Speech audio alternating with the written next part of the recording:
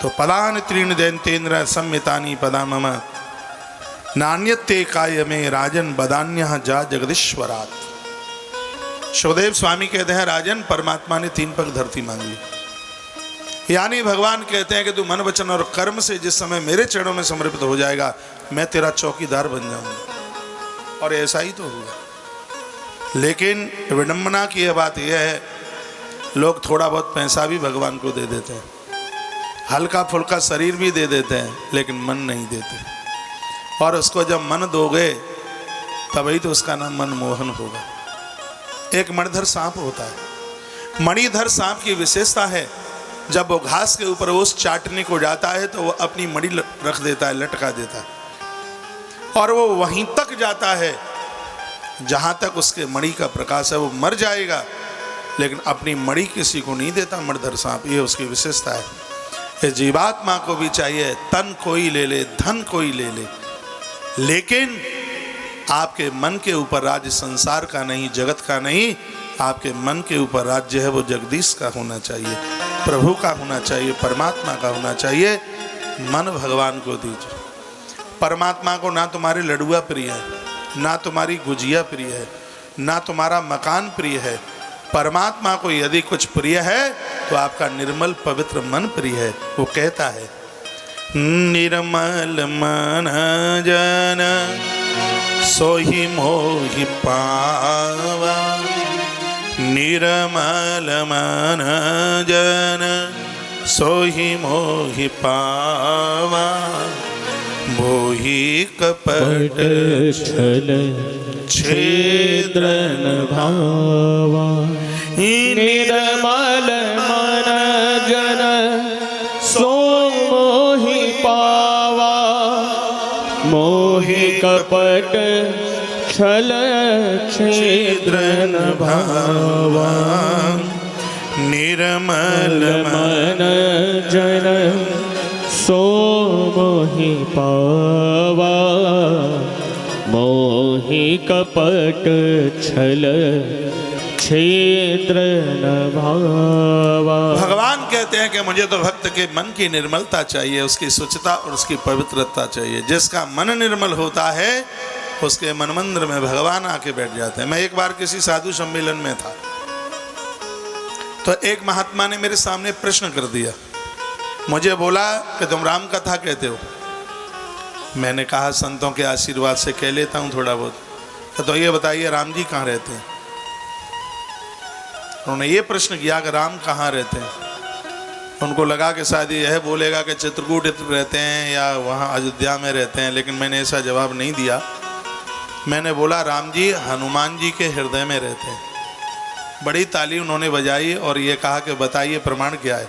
मैंने कहा प्रमाण ये है कि प्रणवहु पवन कुमार, खल वन पावक ज्ञान घन, जासु हृदय आगार, बसहि राम सर चाप धर।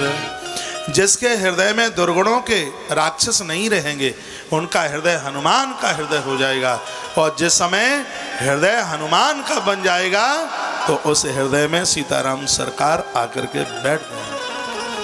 जहाँ कूड़ा कचड़ा पड़ा होगा वहाँ तो हम आप भी नहीं बैठ सकते, तो भगवान कैसे बैठ जाएंगे।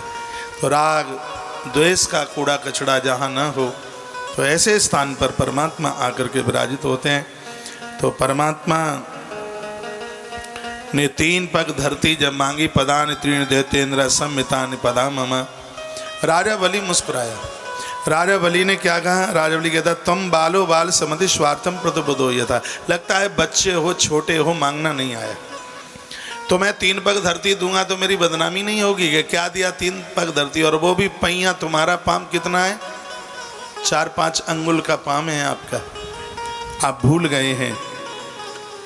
आप विचार के मांगो। बलि ने कहा अहो ब्राह्मण दायाद वाचस्ते वृद्ध सम्मता। तुम्हारी बातें तो लगती हैं बूढ़ों जैसी, वृद्धों जैसा तुम्हारा विवेक लगता है, लेकिन ये बात मेरी समझ में नहीं आती कि तुमने मांगा भी है तो क्या मांगा है। 3 पग धरती, वो भी तुम्हारे पामों से। यो दीप दातारम भाव चोराद्यम पद त्रिम प्रीड़िते सन बुधा।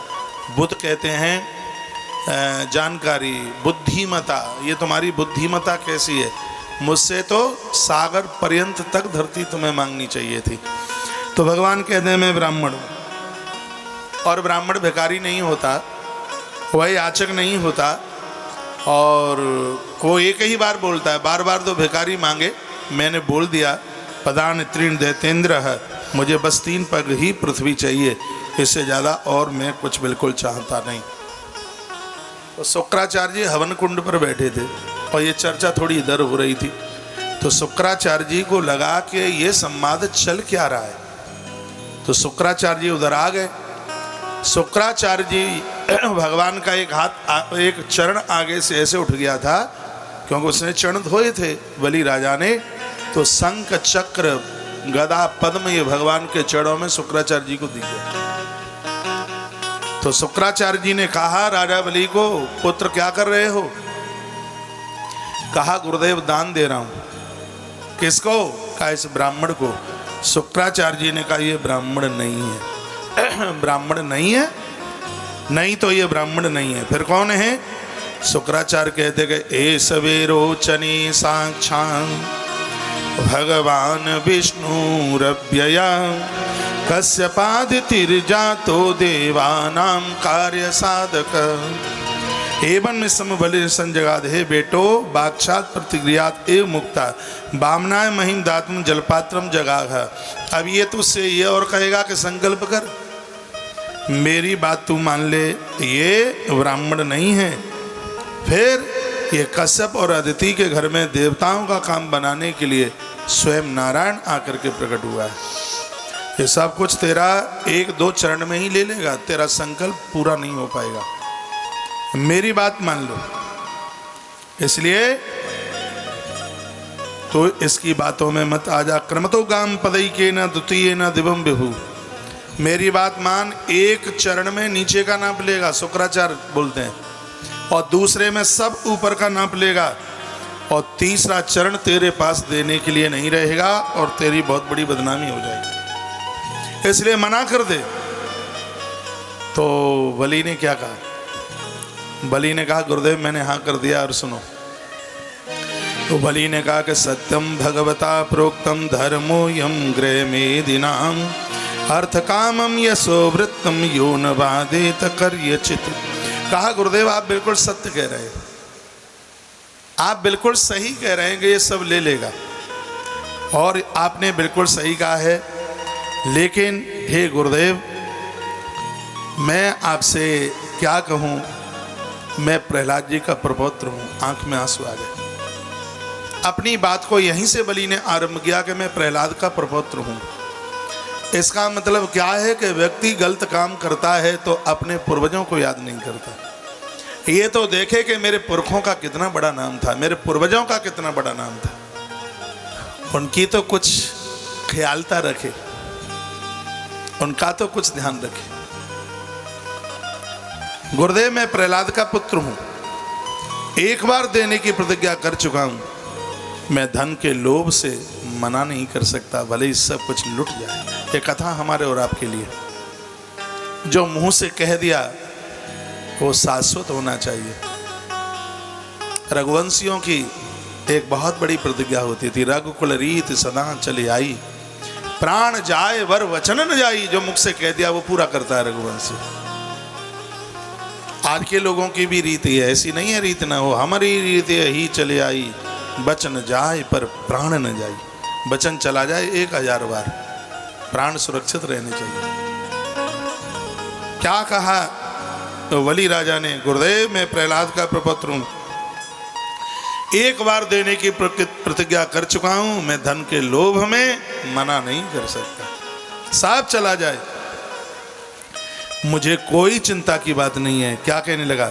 सचाहम वित्तलोभेन प्रत्यक्षम कथम ध्वज प्रतिश्रुत ददामीति प्रहलादी कितवो यथा। मेरे पूर्वज रोएंगे, क्या हमारे यहाँ इतना नालायक, इतना कुपुत्र आकर के जन्मा है जिसने हमारी बदनामी करा दी। और अगले सूत्र में कहा कि ना हम विभिन्न नरकानाम धन्यादा सुखवर्णवाद। एक एक श्लोक अद्भुत है।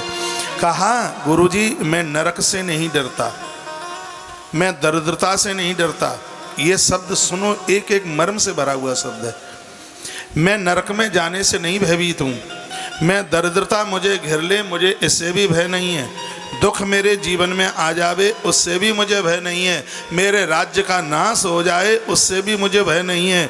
मेरी मृत्यु हो जाए, उससे भी मुझे डर नहीं है। जितना कि मैं किसी ब्राह्मण से देने के लिए प्रतिज्ञा कर दूं और उसको मैं पूरा ना कर पाऊं, इससे मैं भयभीत हूं। मैंने देने के लिए हाँ कर दिया है। और गुरुदेव, इस धरती पर वही व्यक्ति शायद महान है जिसने अपने मुख से जो वचन बोला है वो अपने वचन को पूरा करे। वचन के ऊपर तो रामायण पूरी लगी। रामायण में क्या है? रामायण में प्रतिज्ञा का पालन ही तो है। वचन के लिए महाराज दशरथ ऊपर चले गए, वचन के लिए राम वन के हो गए, वचन के लिए भरतलाल जी नंदी गांव में बैठे, और वचन के ही लिए लखन अपनी पत्नी को, परिवार को छोड़कर वन में है। वचन ही तो है कि विभीषण के माथे पर तिलक किया है, उसको राज्य देना ही है। वचन ही तो है। जिसके पास वचन ही नहीं, उसके पास है क्या? प्रतिज्ञा का पालन करना सीखें। मुंह से जो शब्द निकल रहा है उसको पूरा कीजिए। ऐसा वर्णन है कि जो अपने कही गई शब्द को, बात को पूरा करता है, ऐसे स्त्री पुरुष के मुख से वेद भाषा निकलती है। उसके मुख का निकला हुआ शब्द है वो वेद वाणी बन जाता है। प्रतिज्ञा का पालन करना इतनी बड़ी बात है। संकल्प टूटने नहीं चाहिए, उन्हें पूरा कीजिए। जो मुंह से कह दिया वो पत्थर की लकीर हो जाए, वो टूटे नहीं। कितनी सुंदर बात कही है कि गुरुदेव, मुझे इतनी चीजें मिल जाएं, मुझे मौत मिल जाए, मुझे नरक मिल जाए, दरिद्रता मिल जाए, मेरे राज्य का नाश हो जाए, इसको मैं सहन कर लूंगा। यदि मैंने किसी साधु ब्राह्मण को देने के लिए हाँ कर दिया और यदि मैं वो न दे पाया तो ये मेरे पूर्वजों की, मेरे पुरखों की बदनामी हो जाएगी, उसको मैं सहन नहीं कर पाऊंगा। इसलिए मैं आपको प्रार्थना करता हूं कि आप मुझे रोकना मत। यह कथा हमारे और आपके लिए है।